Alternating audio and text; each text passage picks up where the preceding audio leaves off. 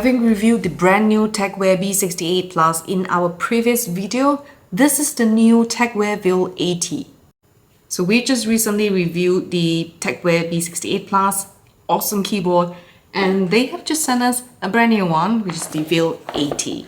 So you'll see that I've got tons of them, actually not just 4. They're the same keyboard, they're in one color, and the reason I have 4 of them is because they come in 4 different Gateron switches. So let's take one of these apart and have a look at what's in the box. So we have a simple box. On the outside you get, this basically tells you which switch it is. It's an explanation of what they are. Let me try and open the box. And of course the first thing in a keyboard box you get is the keyboard. But we'll put that aside for now. You've got a user manual. What else is in there? We've got USB-A to USB-C. We've got the extra yellow switches. This is in yellow because we just opened a box of the Gateron yellow switch.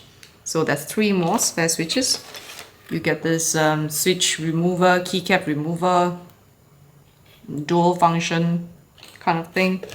And of course we've got tons is an overstatement. We just got a couple of spare keys. I see delete, scroll lock, shift, pause, couple of spare keys which you can use it if you're customizing your keyboard. Okay, now let's put all these back and take a look at the keyboard itself. Now this, my friend, is the Tecware Veil 80. The Veil 80 looks really fun and futuristic. It's an 80 key mechanical keyboard, or 75% if you like.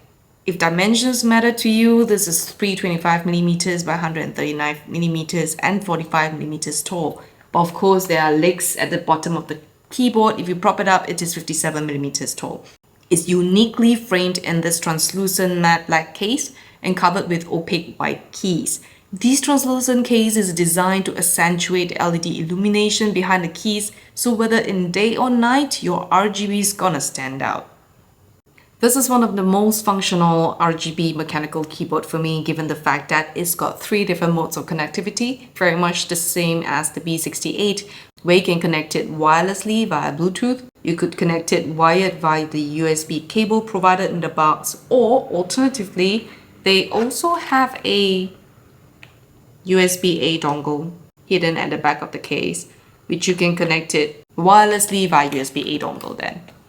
I've mentioned in the previous B68 Plus review video that my corporate laptop that I use for work from home is administrator controlled with Bluetooth switched off.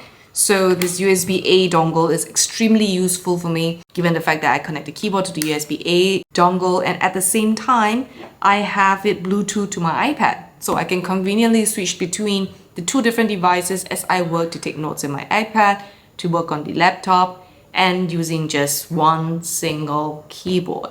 And once again, I didn't have a chance to test the macro setting on this keyboard. So if you are concerned, if you could customize this keyboard, can you set macro assignment on it? Answer is yes, as per the manual. Have I tried it, tested it? Answer is no, I have not. I'm not a big fan of doing this customization. I'm a strong believer that if nothing's broken, don't try to modify too much and create problems that shouldn't have existed in the first place. But that's just me. If you have the same keyboard from Tecware, you have modified it, do put it in the comments so that everyone else can get some views of how it works. The Veil 80 is so much better in terms of toggling between either of the 3 connectivity modes. There is a single toggle at the bottom of the keyboard for wireless or wired mode. Wired needs not much explanation. It just means you toggle wired mode and plug in the included 1.8 meters USB-C cable. For connection via Bluetooth or the USB dongle, toggle the button to wireless and press the function 1, 2 or 3 to pair up to 3 different devices via Bluetooth. And if you want to switch to the USB dongle connection, just press function 4. This is different from the B68 and it's so much easier to change from Bluetooth to USB dongle without having to flip the keyboard over and move the switch at the bottom. The VAIL 80 also has several functions built in. For example, there is the battery indicator on function F12. This is 12. F12. If a breathing red light appears on function F12, then it means that the battery is going low, and the breathing green light will appear when the keyboard's charging. Also, speaking of battery, you can choose to switch on the sleep function, whereby the keyboard will go to sleep after 2 minutes of inactivity. Of course, there are also several other shortcuts for you to customize the RGB lighting, the brightness, and so forth. You can find more of these details in the user manual, the printed copy, or the one on the website. The VAIL 80 also has a volume knob on the top right hand corner, which allows you to quickly adjust the volume, scrolling left or right, or even to mute the volume by pressing it.